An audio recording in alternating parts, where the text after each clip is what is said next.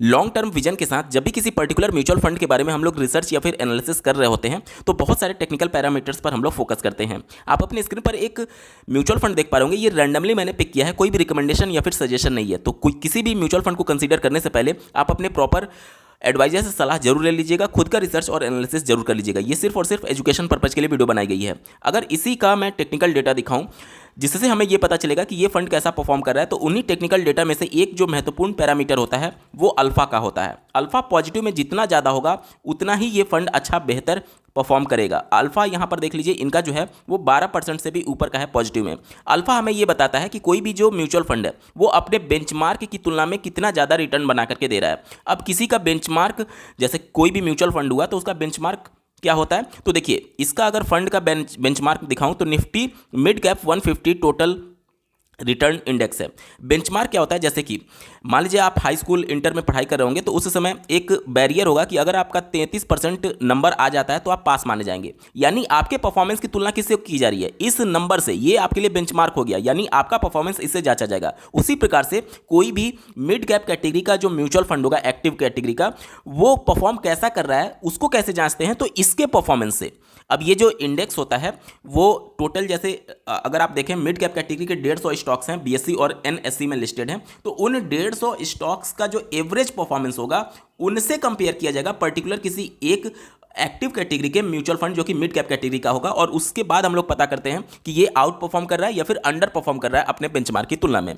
तो यहां पर अल्फा हमें बताता है कि ये जो बेंचमार्क है उससे कितना ज़्यादा ये म्यूचुअल फंड रिटर्न बना करके दे रहा है। अब जब पर्टिकुलर किसी एक स्टॉक की हम लोग बात करते हैं अल्फा की, तो वहां पर हमें एग्जैक्टली पता चल पाता है। लेकिन जब म्यूचुअल फंड की बात करते हैं तो म्यूचुअल फंड में पर्टिकुलर कोई एक स्टॉक तो है नहीं, ये बास्केट ऑफ स्टॉक है। जैसे इसी का मैं अगर होल्डिंग दिखाऊं तो आप अपने स्क्रीन पर देख पा रहे होंगे, मोतीलाल ओसवाल मिड कैप में टोटल 23 स्टॉक में होल्डिंग है। यानी जो अल्फा हमें 12% का दिख रहा है, वो जो टोटल 23 स्टॉक हैं उनका एवरेज अल्फा होगा, सब स्टॉक का एवरेज अल्फा होगा, और वो एवरेज अल्फा 12% से ऊपर का हमें दिख रहा है। ठीक है, जब हमें ये पता है कि जिसका अल्फा ज़्यादा होगा वो हमें ज़्यादा रिटर्न बना करके देगा, तो क्यों ना हम ऐसे ही स्टॉक्स को केवल पिक करें जो कि हाईएस्ट अल्फा जनरेट कर रहे हों।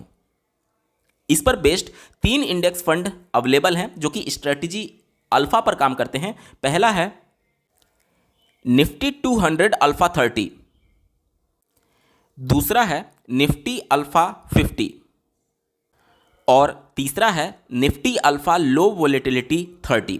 इन तीनों के इन्वेस्टमेंट स्ट्रेटजी के साथ साथ इनके रिटर्न को भी देखेंगे और ये भी जानेंगे कि लॉन्ग टर्म विजन के साथ कौन सा आपके लिए बेहतर ऑप्शन हो सकता है।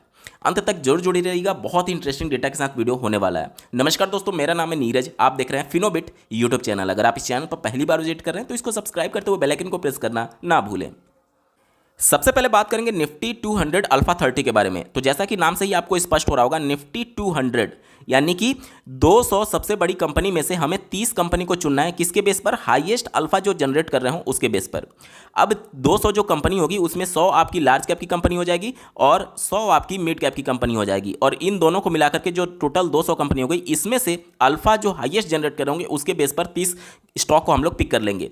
अब यहाँ पर हमें यह समझना है कि जो भी हम 30 स्टॉक को पिक कर रहे हैं उनमें जो वेटेज होगा वो उनके अल्फा के बेस पर तय होगा, उनके अल्फा के बेस पर तय होगा, लेकिन जो वेटेज होगा वो 5% से ऊपर नहीं जाना चाहिए। ठीक है, यहां तक क्लियर हो गया। इसके बाद से अगर हम लोग बात करें निफ्टी अल्फा 50 की, तो ये जो है वो 300 स्टॉक्स को टारगेट करता है और उसमें से 50 स्टॉक जो कि हाईएस्ट अल्फा जनरेट कर रहे होंगे उनको पिक करता है। अब 300 स्टॉक कैसे होंगे, तो 300 में आपके 100 आपके लार्ज कैप के स्टॉक हो जाएंगे, उसके बाद से 150 आपके मिड कैप के हो जाएंगे। टोटल मिलाकर के अब तक 250 हो चुके हैं। अभी भी हमें 50 स्टॉक की जरूरत है, तो ये 50 स्टॉक स्मॉल कैप कैटेगरी से उठाए जाएंगे, और इन तीनों को मिलाकर के टोटल 300 स्टॉक में से हमें 50 स्टॉक को चुनना है। किस बेस पर, जो कि हाईएस्ट अल्फा जनरेट कर रहे हो। ठीक है, अब यहाँ पर आप देख सकते हैं जो इनका एक तरीके से वेटेज होगा वो उनके अल्फा पर डिपेंड करेगा कि जिसका ज़्यादा अल्फा उसका उतना ही ज़्यादा वेटेज होगा। ठीक है, यहाँ पर आप देख सकते हैं। और तीसरा जो प्रोडक्ट है निफ्टी अल्फा लो वोलेटिलिटी 30, इसमें जो टोटल स्टॉक्स को टारगेट किया जाता है आप अपने स्क्रीन पर देख पा रहे होंगे, इसमें टोटल निफ्टी के जो 100 स्टॉक हैं, यानी कि लार्ज कैप के 100 स्टॉक और मिड कैप के जो 50 स्टॉक होंगे, यानी मिड कैप कैटेगरी में जो टोटल 150 कंपनीज हैं उनमें से सबसे बड़ी 50 कंपनी को मार्केट कैपिटलाइजेशन के हिसाब से और 100 लार्ज कैप की कंपनी को मिला करके टोटल 150 में से हम लोग 30 स्टॉक को पिक करेंगे। और ये किस बेस पर पिक किया जाएगा? ये बेस ये होगा आपका जो कि हाईएस्ट अल्फा जनरेट कर रहे हो और जिनकी वोलेटिलिटी कम हो। अब ये वोलेटिलिटी क्या होती है? वोलेटिलिटी यानी कि जैसे जो लार्ज कैप का स्टॉक होगा वो अपने लार्ज कैप के बेंचमार्क की तुलना में कितना ज़्यादा वोलेटाइल है, और मिड कैप के जो हम लोग स्टॉक को पिक करेंगे वो मिड कैप का जो बेंचमार्क है निफ्टी मिड कैप 150 इंडेक्स, उसकी तुलना में कितना ज़्यादा वोलेटाइल है। तो यहाँ पर हमें केवल अल्फा नहीं देखना है बल्कि वोलेटिलिटी भी देखनी है, यानी जो अल्फा ज़्यादा जनरेट कर रहा हो और कम वोलेटाइल भी हो। यानी कि ये फंड क्या है, ये आपके लिए थोड़ा सा ज़्यादा एक तरीके से सिक्योर हो जाता है, रिस्क को कम करता है। चलिए अब अगर रिटर्न की बात कर लें तो निफ्टी 200 अल्फा 30 का जो रिटर्न है आप अपने स्क्रीन पर देख लीजिए। ये अपने बेस डेट 2005 से पिछले एक साल में जो इनका रिटर्न है वो लगभग 58.5% के आसपास है। 5 साल में जो इनका रिटर्न है 29% के आसपास है, और सिंस इंसेप्शन जो इनका रिटर्न है वो लगभग 19.5% के आसपास का है। ठीक है, वहीं पर निफ्टी अल्फा लो वोलेटिलिटी 30 की बात करें तो इनका अगर मैं रिटर्न दिखाऊं तो इनका बेस डेट भी 2005 का ही है, और अपने बेस डेट से एक साल में जो इनका रिटर्न है वो लगभग 47% के आसपास है, 5 साल में 20%, और सिंस इंसेप्शन जो रिटर्न है वो 20% से ऊपर का है। वहीं पर अगर बात करें निफ्टी अल्फा 50 की, जो कि टोटल 300 स्टॉक्स में से यानी लार्ज कैप, मिड कैप और स्मॉल कैप तीनों ये शामिल करता है, इनके अगर रिटर्न की बात करें तो इनका जो बेस डेट है वो 2003 का है, यानी तीनों इंडेक्स में सबसे पुराना इंडेक्स यही है। और एक साल में जो इनका रिटर्न है वो 60% का है, 5 साल में जो रिटर्न है वो 35% से ऊपर का है, और सिंस इंसेप्शन जो रिटर्न है वो आपका 22.5% के आसपास का है। यहाँ से आप समझ पाएंगे कि इन तीनों इंडेक्स में जो सबसे ज़्यादा रिटर्न बना करके दे रहा है वो आपका निफ्टी अल्फा 50 है। क्यों ऐसा हो रहा है? क्योंकि इसमें स्मॉल कैप भी शामिल है। बाकी के जो दो इंडेक्स हैं जैसे निफ्टी 230 इंडेक्स की बात करें तो उसमें केवल लार्ज और मिड कैप शामिल था, और निफ्टी अल्फा लो वोलेटिलिटी 30 की बात करें तो उसमें लार्ज कैप के 100 स्टॉक और मिड कैप के 150 स्टॉक को मिला करके 30 स्टॉक्स में आपका पैसा डाला जाता था, यानी वो भी लार्ज एंड मिड कैप की तरह ही बिहेव करेगा। लेकिन ये जो फंड है जो निफ्टी अल्फा है वो टोटल 300 स्टॉक को टारगेट करता है, यानी 100 आपका लार्ज कैप, 150 आपका मिड कैप और 50 स्मॉल कैप, इन तीनों को मिला करके टॉप के जो हाईएस्ट अल्फा जनरेट करे होंगे 50 स्टॉक में आपका पैसा इन्वेस्ट किया जाएगा। तो ये वेल डाइवर्सिफाइड है, साथ ही साथ आपका रिटर्न भी तीनों की तुलना में सबसे ज़्यादा यही बना करके दे रहा है।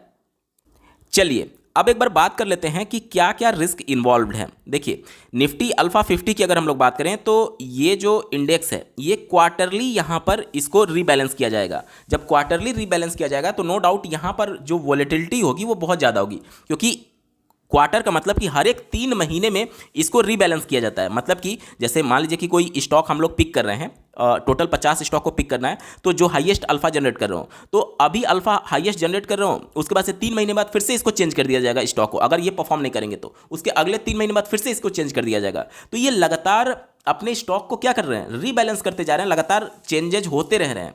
ठीक है, तो इस वजह से इनकी वोलेटिलिटी जो है वो काफ़ी हाई रहती है। यहाँ पर अगर मैं इनका स्टैंडर्ड डेविएशन दिखाऊं तो एक साल में इनका स्टैंडर्ड डेविएशन देख पा रहे होंगे लगभग 23.5% का, 5 साल में 22.5% का, और सिंस इंसेप्शन जो इनका स्टैंडर्ड डिविएशन है वो 25% के आसपास का है। वहीं पर बीटा की अगर हम लोग बात करें निफ्टी 50 से कंपेयर करके तो एक साल में जो इनका बीटा है वो 1.30 का है, 5 साल में 0.93 का है, और सिंस इंसेप्शन लगभग 1 के आसपास है। यानी जितना निफ्टी 50 वोलेटाइल होगा उतना ही ये इंडेक्स भी वोलेटाइल होगा, ये आंकड़े हमें यही बताते हैं। उसके बाद से अगर बात करें निफ्टी 200 अल्फा 30 की, तो ये जो इंडेक्स है ये भी क्वार्टरली रीबैलेंस किया जाता है, यानी हर एक 3 महीने में इसका फिर से रीचेक किया जाएगा कि क्या जो स्टॉक्स इसमें पिक किए गए हैं वो अल्फा हाईएस्ट जनरेट कर रहे हैं या नहीं। अगर अल्फा कम हो गया होगा तो उनको इस लिस्ट से बाहर करके हाईएस्ट अल्फा वाले को फिर से लिस्ट में शामिल किया जाएगा। अगर इनके स्टैंडर्ड डेविएशन की अगर मैं बात करूं तो देखिए इनका स्टैंडर्ड डेविएशन उससे थोड़ा सा कम देखने को मिलेगा, जो अभी हमने निफ्टी अल्फा 50 की बात की, लेकिन जो बीटा है वो उससे ज़्यादा देखने को मिलेगा। यानी ये हमें बता रहा है कि भले स्टैंडर्ड डेविएशन इनका थोड़ा सा कम है लेकिन बीटा ज़्यादा होने की वजह से ये निफ्टी अल्फा 50 से ज़्यादा वोलेटाइल होगा।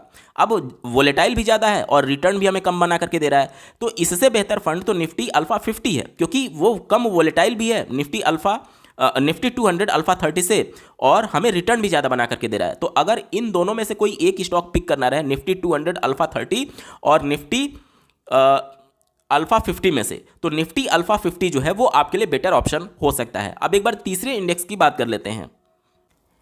तीसरा इंडेक्स जो था हमारा निफ्टी अल्फा लो वोलेटिलिटी 30, इसमें मेन डिफरेंस क्या है कि इनका जो रीबैलेंसिंग होगा वो सेमी एनुअली, यानी साल में 2 बार हर 6 महीने पर किया जाएगा। इससे पहले जो 2 इंडेक्स की हमने बात की उस पर क्वार्टरली रीबैलेंसिंग हो रहा था, यानी हर 3 महीने में उसके स्टॉक को चेंज किया जा रहा था।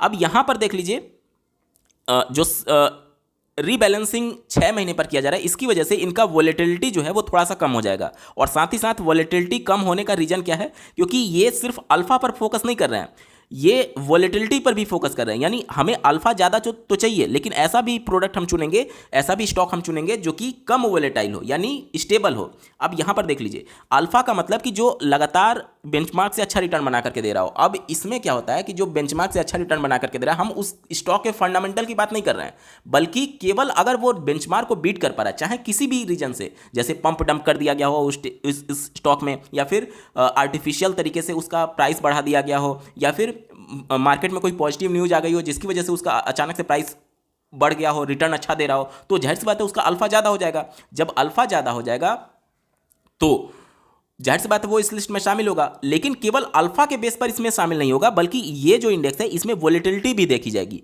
कि क्या वो अचानक से इतना तेज वोलेटाइल तो नहीं हो गया। अगर अचानक से उसका प्राइस बढ़ गया तो वो इस लिस्ट में शामिल नहीं होगा, बल्कि ऐसे स्टॉक को शामिल किया जाएगा जो कि हाईएस्ट अल्फा जो है वो कंसिस्टेंट बना करके दे रहे होंगे, यानी यहां पर क्वालिटी की भी बात की जाएगी। अब जब क्वालिटी आ गई तो जाहिर सी बात है यहां पर वोलेटिलिटी क्या हो जाएगी, ऑटोमेटिक कम हो जाएगी। तो अगर मैं इनका डेटा दिखाऊं, एक तो वोलेटिलिटी कम होने का रीजन क्या है कि ये सेमी एनुअली रीबैलेंस किया जा रहा है, और देखिए इनका 1 साल में डेविएशन जो है वो 13 का है, 5 साल में 17 का है, और सिंस इंसेप्शन भी 17.5 का है, जो कि बाकी के 2 इंडेक्स जो हमने अल्फा बेस्ड देखे हैं उनसे काफ़ी कम है। इसके साथ ही साथ अगर मैं बीटा की बात करूं तो हर एक टाइम फ्रेम में बीटा देख सकते हैं, जो हमें ये बताता है कि बाकी 2 इंडेक्स है ये कम वोलेटाइल है, इनफैक्ट कहें बहुत कम वोलेटाइल है। और रिटर्न के मामले में अगर आप देखेंगे तो ये निफ्टी 200 अल्फा 30 से ज़्यादा रिटर्न बना करके दे रहा है।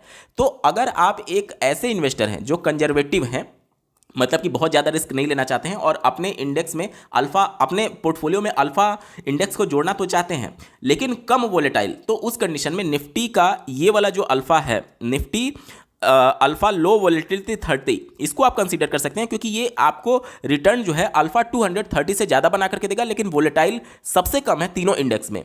वहीं पर अगर आप वोलेटिलिटी से प्रॉब्लम नहीं है और ज़्यादा रिटर्न चाहते हैं और अल्फा कैटेगरी के इंडेक्स फंड को शामिल करना चाहते हैं, तो निफ्टी अल्फा 50 जो है वो आपके लिए बेटर ऑप्शन हो सकता है।